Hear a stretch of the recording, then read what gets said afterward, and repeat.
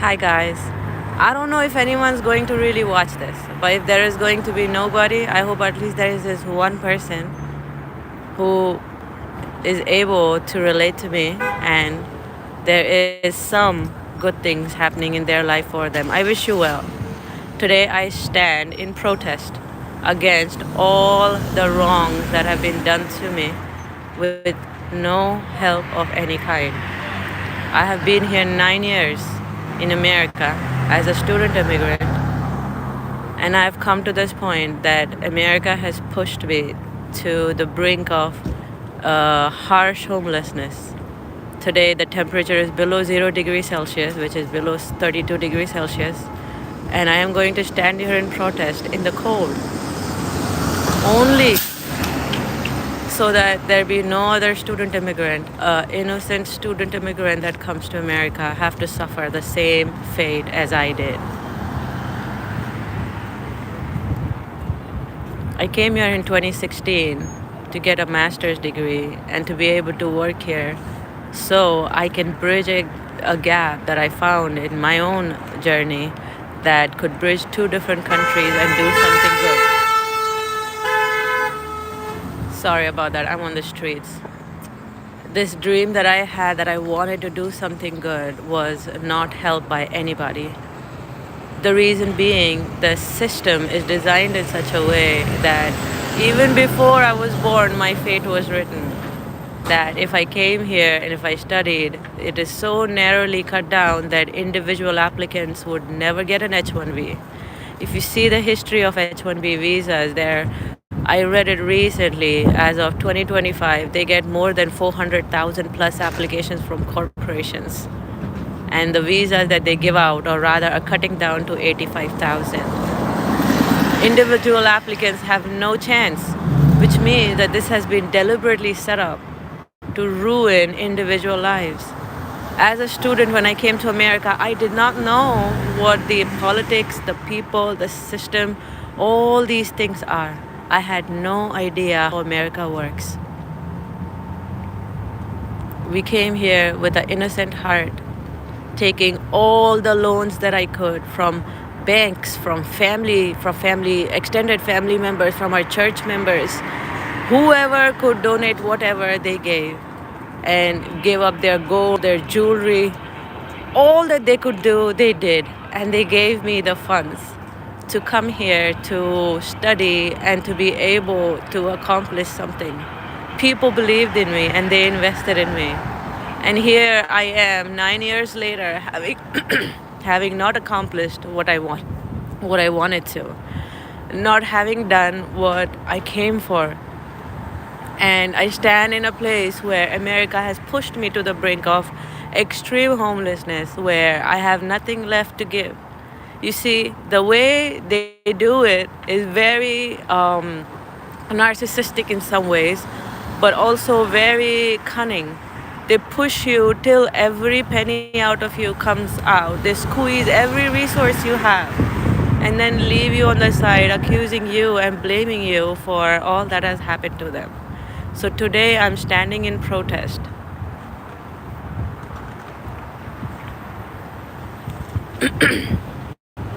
against the crimes that I have, against the things that the people have done to me. I am accused of being an immigrant. I am accused of coming to a different country. I am accused of stealing from them what is theirs, which is not something I did.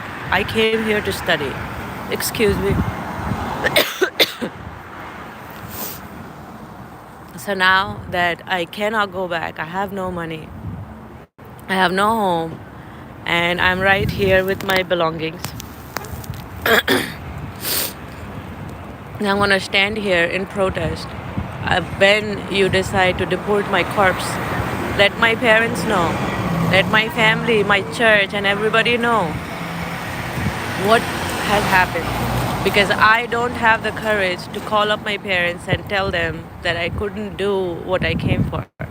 Even when I was fully qualified, even when I had the courage and the works that I could do, I'm not able to do. I'm not able to do it only because the opportunity that I should have had is not given to me. Excuse me, it is cold and my voice is cracking, but the thing that I'm trying to point out is that if America cannot sustain and cannot hold innocent student immigrants who are legal, civilized, and have no criminal history, have not done anything wrong, if you cannot sustain and you cannot have us here, then why give us the visa to come here? You publicize your education system abroad. You give us all the lies that we need to feed off of, give us a dream that is not real, and then we are here in the hands of those who exploit us, who extremely psychologically punish us for something we never did and keep pushing us down the lane. So we are in the bottom of the barrel, worse than a stranger, having no resources, having nothing in our hands, and we are struggling. My question is to anyone that is listening that if America wants to deport us, then you deport our corpse and then explain to our families and the world, why have you done this to us? The amount of humiliation, the amount of embarrassment and hate that we have to face from strangers in the land for having hopes, having dreams, coming to a different country. We struggle more than the people here because no one is our own. I'll tell you, in this past 9 years, I have seen the true colors of people who have worked to make sure that I should not be able to lift my head up. And these are all strangers. They don't know me, I don't know them. It's just this imminent hate that they have in their heart. How dare an immigrant come in this country? They don't have problem with immigrants who are seeking asylum or cheating the system or doing wrong things, but they have problems with immigrants who are good.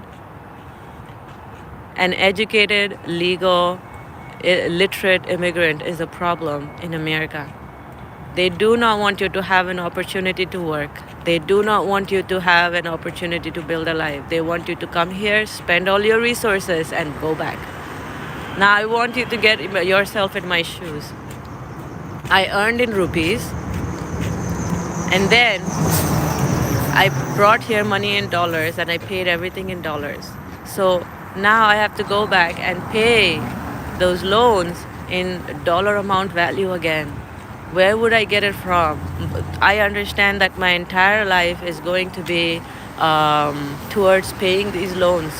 I have loans in America. I have loans in India, and I have loans everywhere at this point.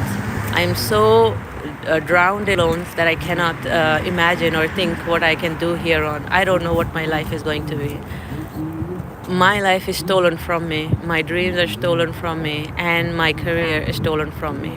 So I am standing here today in protest because I don't know what else to do. I'm going to freeze and perish anyways, because those who have the resources have put me to this place would not give me the resources. And at the same time, the system doesn't work for you. So I'm going to stand in protest. It is lesser than 0 degrees right now. I haven't checked the weather. Someone just said, just go home and fix your problems there. I don't have a home, and I don't have anywhere to be. The ones who had a home stole it from me. So where do you want me to go? Someone says, stop trying to change our country and go home. Change your own. That is such a sounds like such a good thing to say, but have you ever imagined that you stole everything from me? Not as you as a person. I'm not blaming you. Your system is designed in such a way. The immigration system is designed in such a way that either I abuse myself, let my body be used by these people who want to marry you for papers. You see, what it's called is a mail order bride, or they call you different names. People want you to give up who you are so they can use you. Either I am supposed to let prostitution or human trafficking or people who are just out there to sleep around, to let them sleep with me so I can get a job, or I am supposed to lie to the American system saying I seek asylum for this reason or for that reason. But the truth is, I am a civilized citizen of my country, never involved in anything illegal, never done anything wrong in my life. I would not say I'm not a sinner, God be the judge. He knows my heart.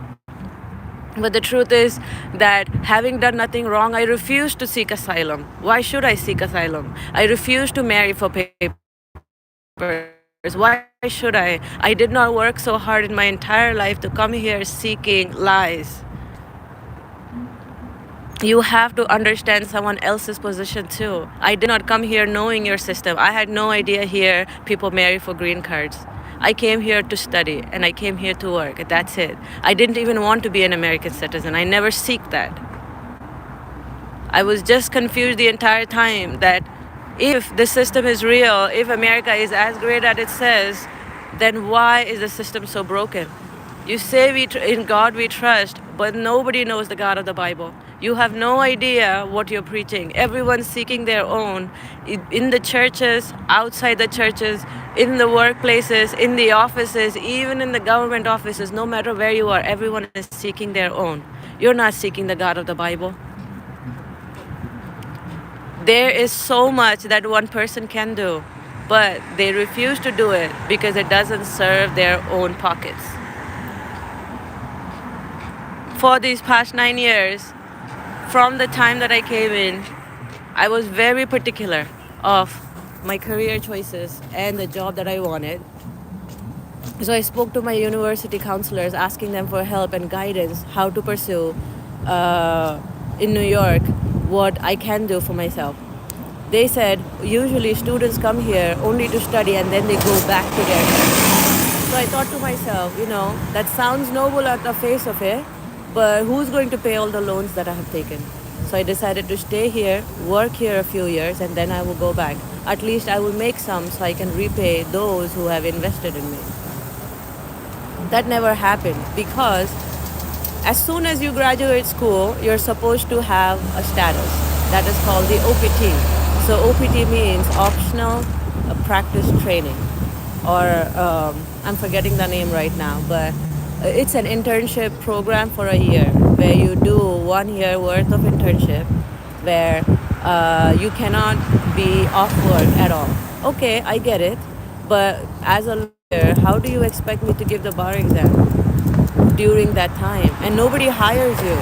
They give you 3 months of, laid off period to study for the exam. So if I want to get the visa, then I cannot give the bar exam. And if I want to give the bar exam, then I cannot be working.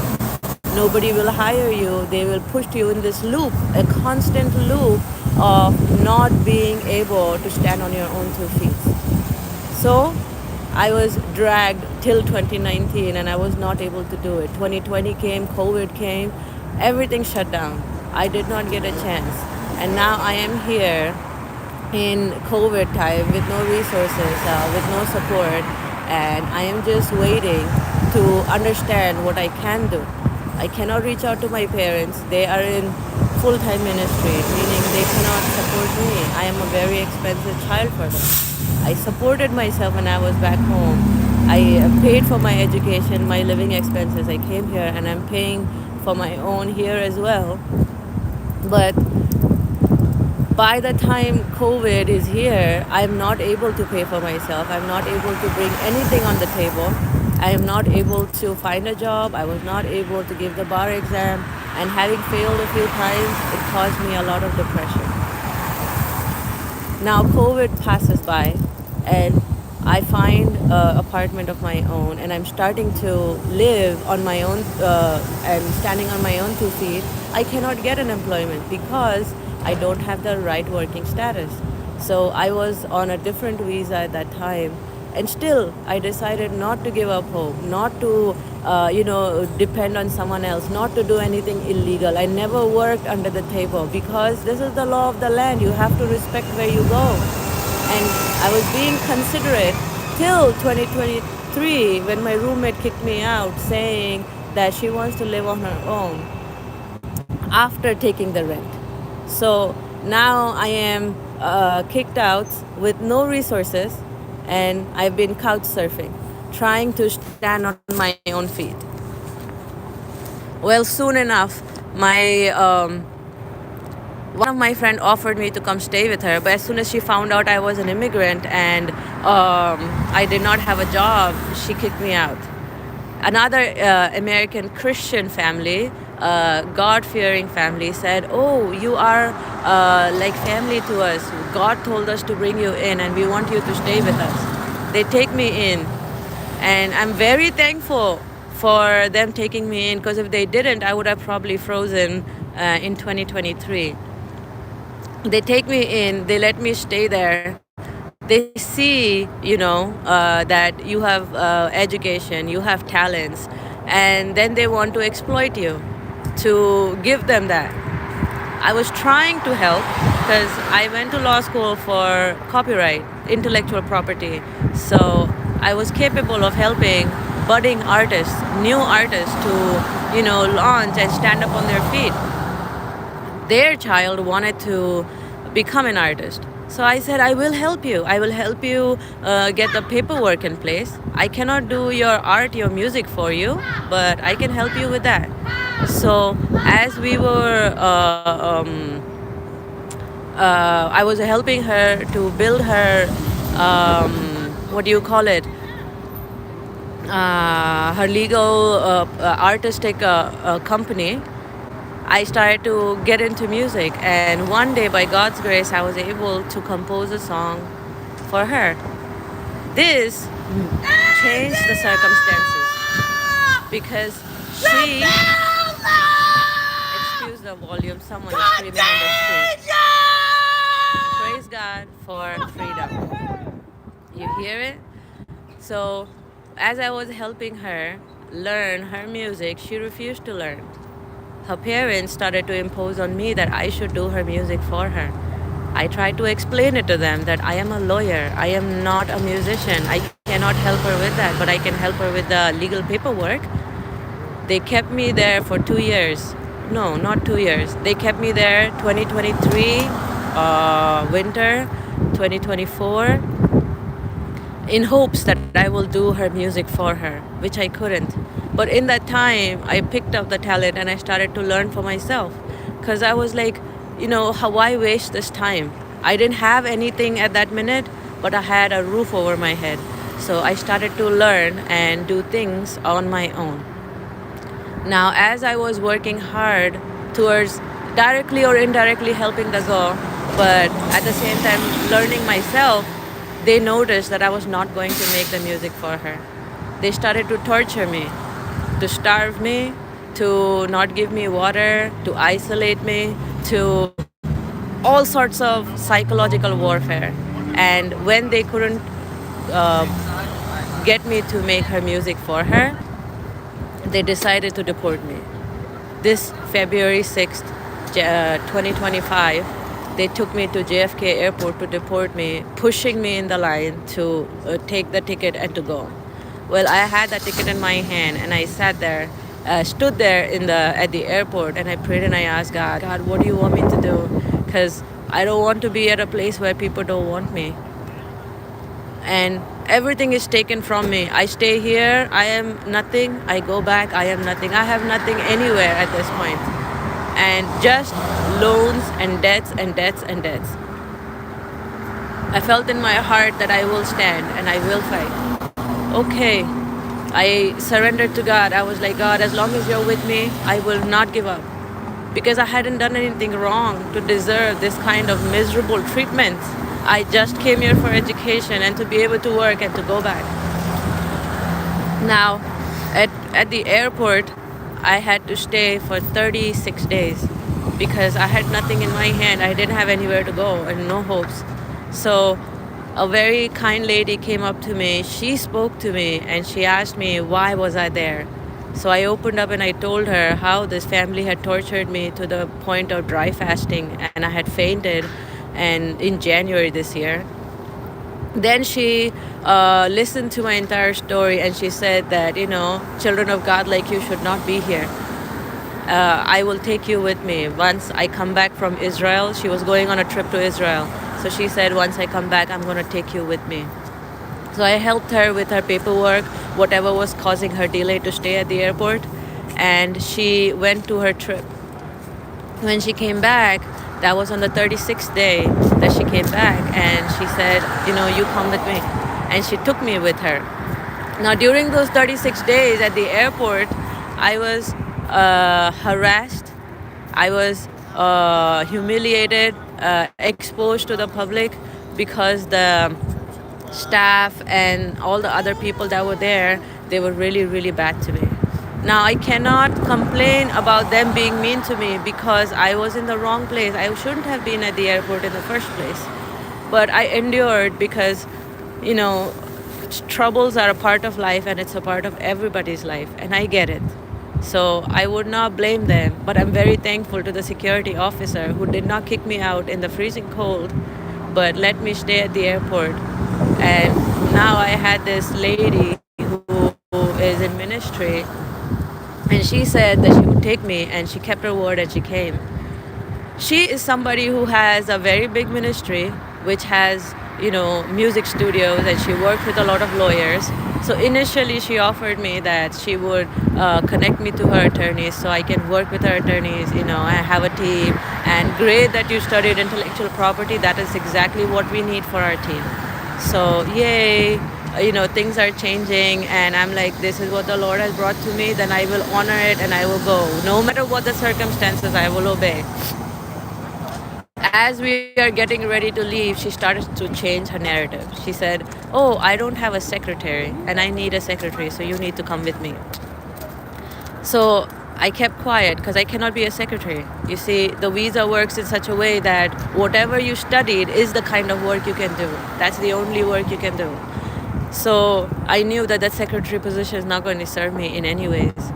And I told her that, I'll have to pray to God and I cannot take that position. She said, it's okay, you pray and, let me know.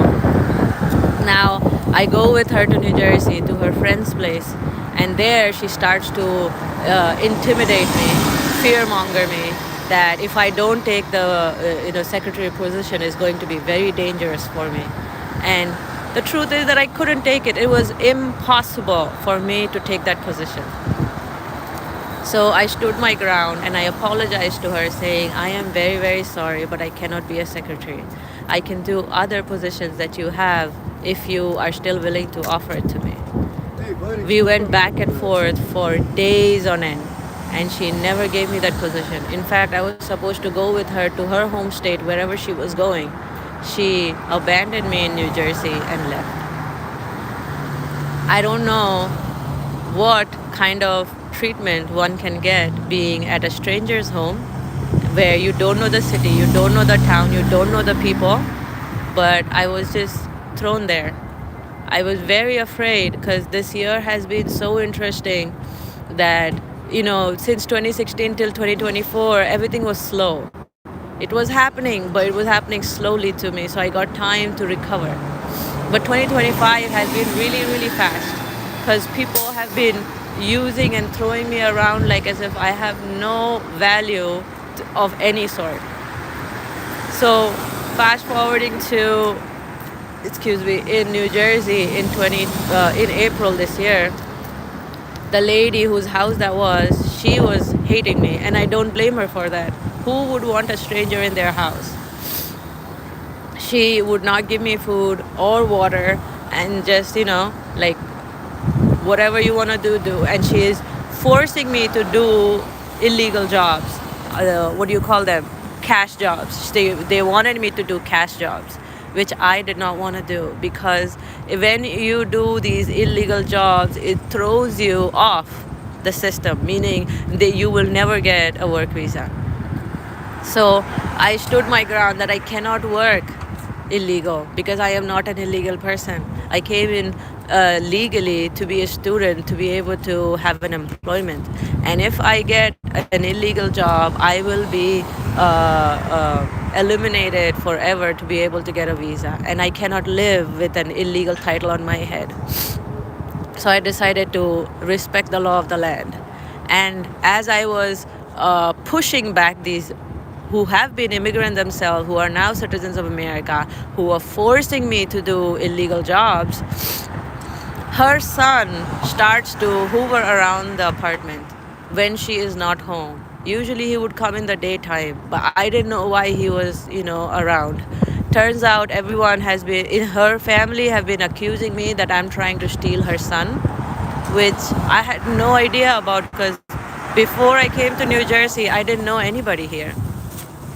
So this lady and her family, all her daughters have been accusing me trying to break off her son of her relationship while her son has been harassing me. He would come in the daytime, in the nighttime, whenever he would spot me, he would come around asking, oh, how are you? I need to talk to you. Do you want to go out? Do you want to do this? And I didn't understand at first, but later on I understood what he was trying to do. It was scary. So I started to keep my distance. And I was just praying to God, like, God, you make a way for me to get out of this place because this is not where I am supposed to be. Soon that lady who picked me up from the airport contacts me and she's like, okay, we'll find you an apartment and we will be able to, support you for a little bit and then you're on your own. But never looked for an apartment. She refused to, do anything. These are just words. They're just throwing around words. Nobody wants to help you. And, this is help, so I cannot be demanding. I need to be grateful, and which I am very, very grateful for what they did. This is why I am not naming them, and I will never name them, because for me or against me, in that time, they were very helpful to me. Now, I am in this place where suddenly one night, I go to sleep at 9 o'clock and the Lord wakes me up at 10 o'clock to pray. And mind you, this is my season of prayer, which meant that I was on a daily basis, I was only sleeping for an hour or two because I was constantly praying because I didn't understand what was going on.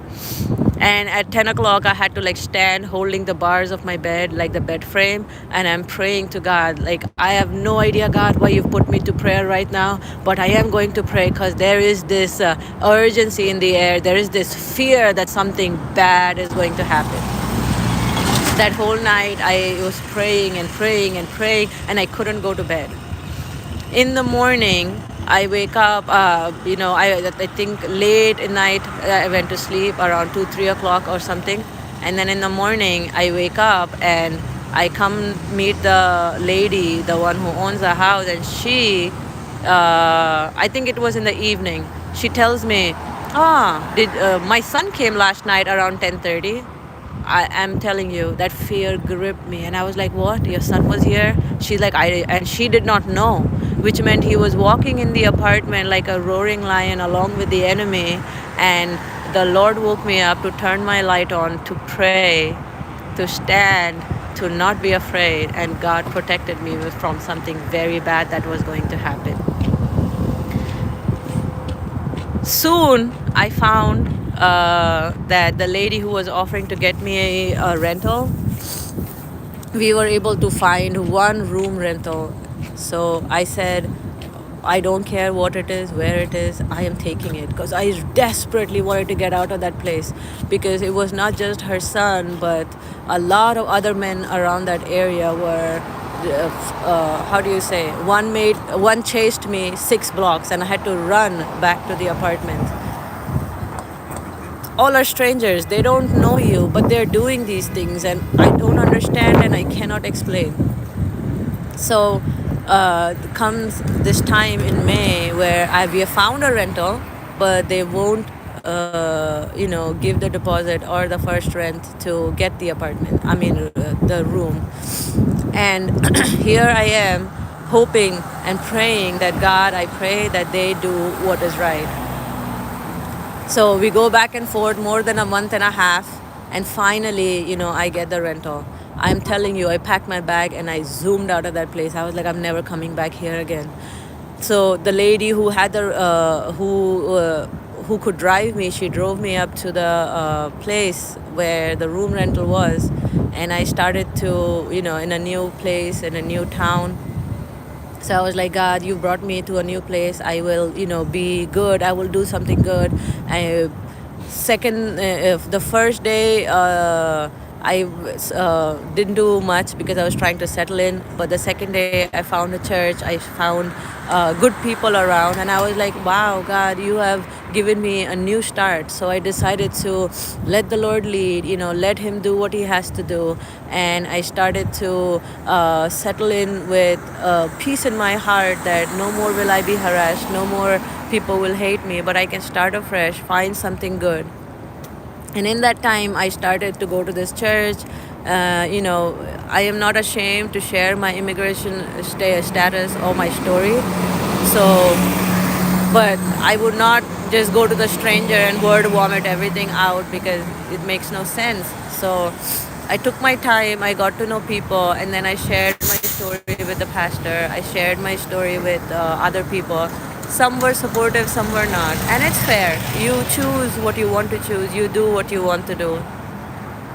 So I became friends with people. I stayed where I was, and soon there was this rescue mission which is in town, and people. I just happened to meet, coincidentally, happened to meet people of their mission, one after another, who keep telling me to come here and work with us. So first, when they came to meet me in May, I disregarded it because I didn't know who they are. I don't know what it is. But, May comes by, May is gone, June is gone, July is gone. So I decided, okay, let me, go see what this is, because the Lord has been bringing opportunity to me and I am not valuing it. So at the end of July, I come here, I meet them. They generously offer me a place to stay. They generously offer me, a position. I was assuming that because I don't have a legal status, I will end up volunteering. So I was okay with it. But they offered that, no, we want you to get paid. We want you to have a legal status, so we will help you. Mind you, they have immigration attorney in their team. So to me, it was like, this is too good to be true, but still true. So I will take it. And I trusted them. Immediately, I gave up the room rental, because that room rental that I hadn't seen the place before I gotten. So it did not have any amenities that they promised. Everything was a lie. It was just a room that had no insulation, no heat, or any other amenities that they had promised. So I decided to, get out of that place. God has opened this door. I will go. So in faith, I moved out of that place, and I came to the rescue mission, where they let me stay at the staff apartment, for which I was very, very, very thankful. Because if that wasn't the case, I don't know how long I would have lasted in that room, because that place was making me sick. Anyways, now I am at this place in this August, where they are interviewing me for, I don't know what position, but something, because I was qualified enough and Christian enough to be hired. So as these processes go on, I can see there is a delay. I can see that they're pushing me out of the system. They are not including me in anything. And, I can see that as soon as I enter the room, their countenance drops, their faces are sad. So I thought to myself, what is going on? I haven't done anything. I met the director and his wife first. They know my immigration status. They know my story. I haven't lied to them about anything, or, what do you say, like schemed or plotted or done anything of that sort. So I was in faith waiting, because I thought maybe they are trying to speak to the immigration attorney, trying to process things, and that's why it is taking time. And as this is going on, they kept me there till October 20th. They told me, oh, your passport is going to expire. Let us help you renew it. We will give you an employment letter along with it, so the people in the government can process your passport faster, and they will give you your visa too. You will be on board. You are a what? What did she say? That their higher levels are all retiring this year. So you are the first person to our new team. God has sent you here.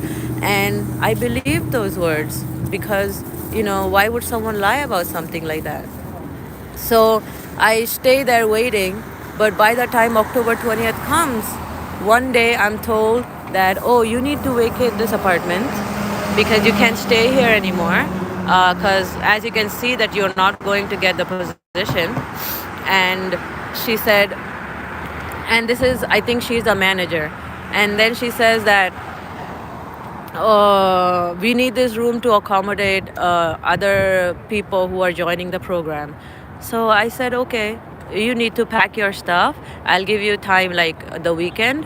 And on Monday, we will move you to the shelter where it's a homeless shelter. So I thought, this is a part of God's plan. He knows what He's doing. So there you will have shelter and you will have a bed. So I say, okay. I did not argue with her at all because what was the point? I was at their mercy because I had given up what I had to listen to these people and to honor them. And now they are doing what they can do, their own free will, they're practicing it. So I was moved to the homeless shelter while telling me the promise that, oh, we have no problem hiring you. We, in fact, love you on our team. Oh, you're a great, addition to our team, sort of. And I couldn't explain to myself what is going on. How could, we would love to hire you and now you need to go to the homeless shelter. But anyways, they know what they're doing. So I moved to the homeless shelter, one after another. The very director's wife who met me the first time, and she knew exactly what I was going through because I had shared it to her without knowing that she was the director's wife. I had no idea who she was. She was just a good woman to talk to and she seemed kind, so I shared with her my story. So she knew it. Her husband, who runs this place, knows it. And then she accused me that you lied to us, that you came here to, not the exact words of hers, but this is what she was trying to say, that I came here to use them. And I started to cry. I was bawling in that car at that minute because I couldn't explain to myself where exactly or what exactly I had done. And then they sent me to the shelters. So the shelter staff is talking to me, telling me that you lied, that's why you're here. And now you need to figure out what you can do. We're giving you 30 days and then, you're done. So you do you, kind of. They were shutting me out, throwing me away because I refused to, let them, throw me anywhere they wanted, because the position they had promised me was something that I could have used to get my visa, which meant that they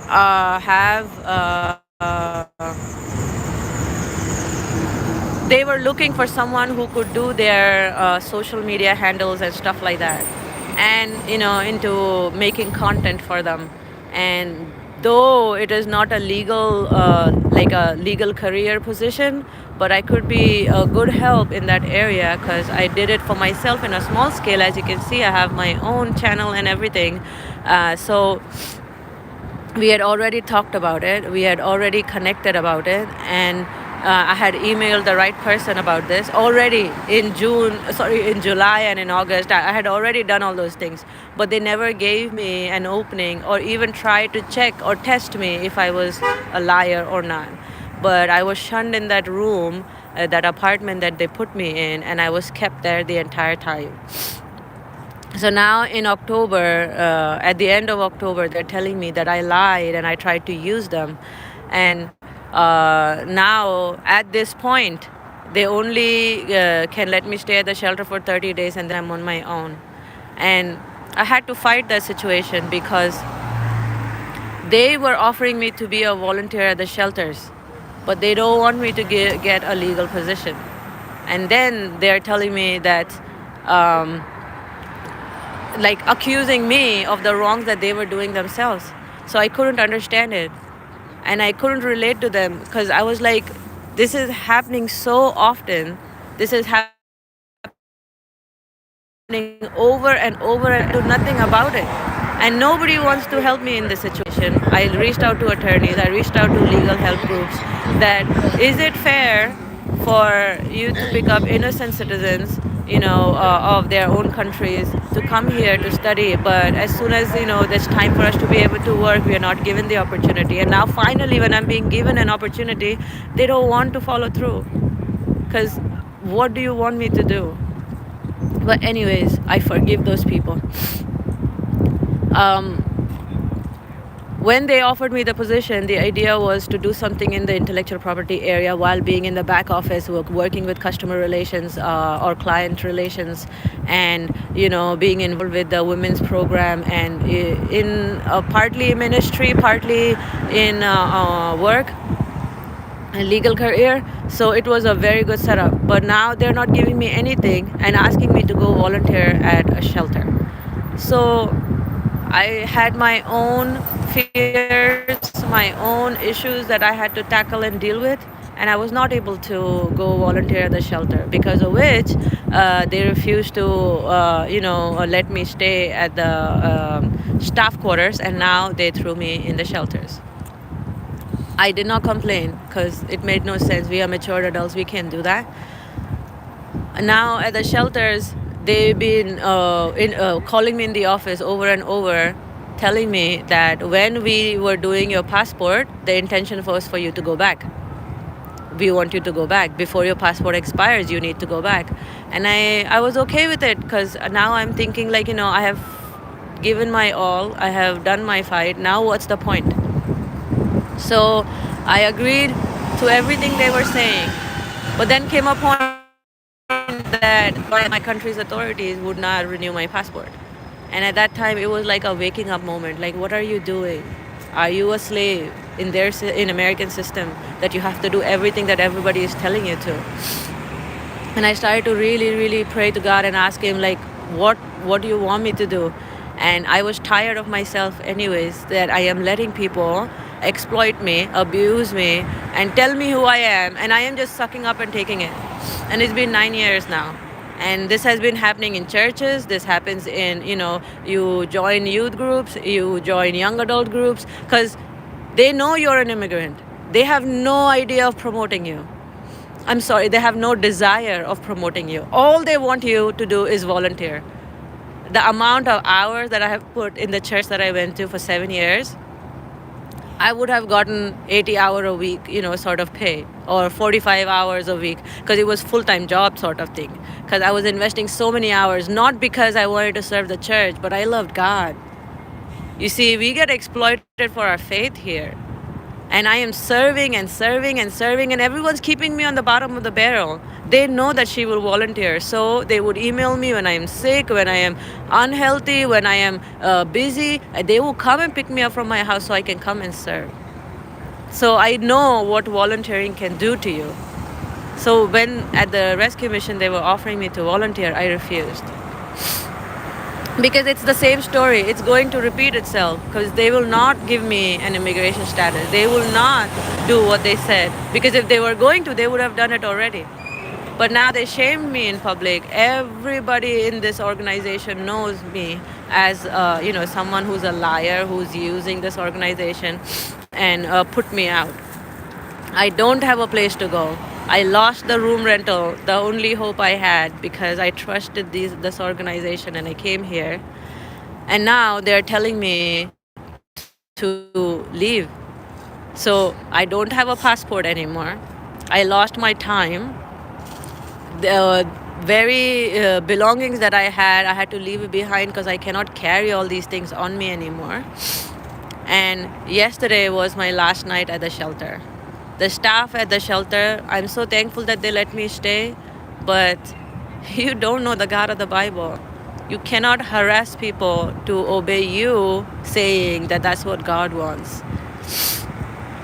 But anyways, now Excuse me. Now I am on the street, in lesser than 32 degrees or 0 degrees Celsius, and I stand to let the winter free and then deport me, because I cannot get myself to go and face my family, my church, my pastors, my parents, and tell them what I did in these 9 years and how I have not been able to accomplish anything that I said. And it's not that I committed a crime. I have not taken an illegal job. I have not broken the system. I have not committed anything that America can accuse me of. The only thing they can accuse me of is overstaying my visa, which is all in their hands because the immigration system sucks. If you cannot reveal citizens of other countries, don't bring us here on student visa. Because if I did not come here, I would have rather been very, very good. Poor, sure. In limited resources, okay. But I would have been peaceful. At least I would not have this shame, this guilt that, has been put on me. Now, I have come to this point that I don't know what to do next. So I am putting this out there. If there is justice, well. And if there is going to be no justice, then take this corpse to my parents and explain it to them. What happened and what did you do? I don't think I'm going to last more than a day. And this is why this life was so important for me. And I had to do it. Because either way I was going to freeze. So I decided to make it count. There are people in different countries who may still think of the American dream and come here. But I hope you learn from my story. Listen to it very closely. If you have to repeat this live and listen to it over and over again, please do it. And then choose very wisely if you want to entrust your life in other people's hands. Because nobody values you more than your God. And nobody will value you more than your parents. It is hard. Life is hard on its own. But there are people who want to exploit, who want to steal, and take everything from you, even your dignity, your life, and then blame you for all that is wrong in their life story. My simple answer to America is, if you don't want immigrants in your country, please shut down the immigration system. Do us a favor. We are tired of being trafficked. We are tired of being abused and accused of everything. If I was a criminal, it would have been a different story. If I broke your border and came in, it would have been a different story. I have done none of that.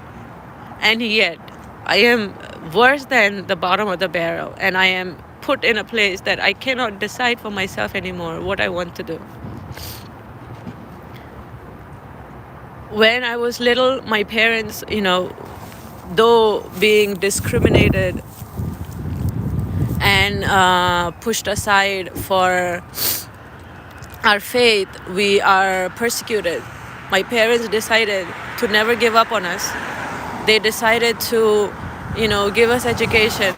They pushed us because we knew that education was the only way we could get out of this poverty that we lived in. Because we were not poor from the start. We became poor as soon as our faith discriminated us. So, coming from a background like that, having worked with my father since I was 8 to 10 years old, I saw the world. I know what the world is out there. And I know what I am doing right now with this life and what it's going to bring to me. So I am not afraid. I am my father's daughter. That man never quit on me, and I will not quit on myself. It's not that I am giving up, but this is the only thing I can do, then I am doing it. If it means going out with a bang, then so be it. Because it is important. It is very, very important, so that others who's going to come after me, they never should have to go through what I went through.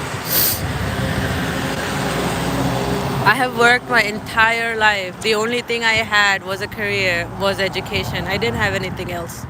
And the very thing that was my own, that, you know, God and me were working on and building on together, is what they stole from me and they took from me. So now I don't want anything that the world has to offer, friends or, you know, whatever sort of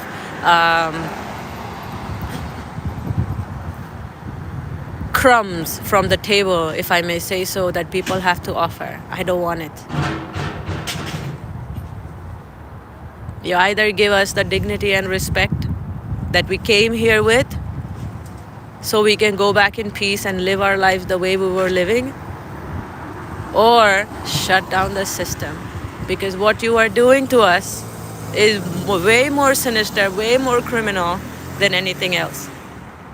I don't know if you guys watch the news. See how the FBI is going out there and catching all the human traffickers who's pulling in immigrants, because they're not documented. So there's no record of us being used by these evil people. And evil people can be anybody. We don't know what people are behind their masks. President Trump said this before he came into presidency, that, you know, on day one, he will pass this law that students, as soon as they graduate from from school, they will be given work rights. This is for the immigrants, he said. But he never did it.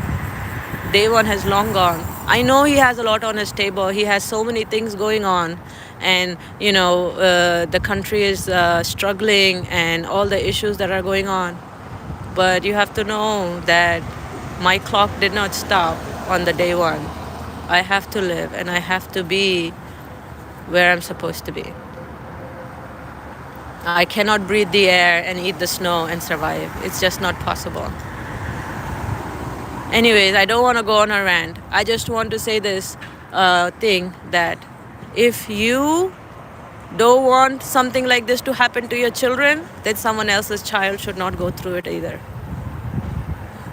Just like you are the apple of your parents' eyes, we are the apple of our parents' eyes too. Just like your life has value, my life has value too. We have individual sovereignty. We are all image of God. You do not get to tarnish me or immigrants from different countries who come here on a visa to study and to work or whatever. The ones who came in legally, we deserve respect too. So please, don't hate us like we are the lawbreakers or the criminals who are devouring your country, because we are not. I have not broken the system, so I should not be condemned for it. Anyways, thank you for your time. I don't know what's going to happen, but I'm going to be right here. So God bless you and have a wonderful day.